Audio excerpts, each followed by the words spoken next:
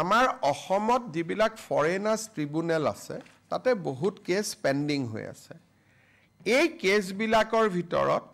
২৮,০০০ এনেকুৱা ব্যক্তি আছে যাৰ উপাধি কোচ ৰাজবংশী লোকসকলৰ সৈতে মিলে অৰ্থাৎ ২৮,০০০ কোচ ৰাজবংশী লোকে আজিও বিদেশীৰ এটা অপমান লৈ তেওঁলোকে ট্ৰিব্যুনেলত কেছ খেলি আছে ৰাজ্য চৰকাৰে বিশ্বাস কৰে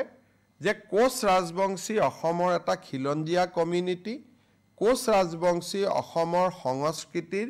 এক এৰাব নোৱাৰা অংগ আৰু সেইবাবে আজি ৰাজ্য চৰকাৰে সিদ্ধান্ত লৈছে যে কোচ ৰাজবংশী লোকসকলৰ বিৰুদ্ধে যি বিদেশী ন্যায়াধিকৰণত কেছ চলি আছে বা তেওঁলোকৰ নামৰ বিপৰীতে যে ডি ভোটাৰ লাগি আছে তাক তৎকালীনভাৱে এই গোচৰবোৰ প্ৰত্যাহাৰ কৰিবলৈ আজি ৰাজ্য চৰকাৰে সিদ্ধান্ত লৈছে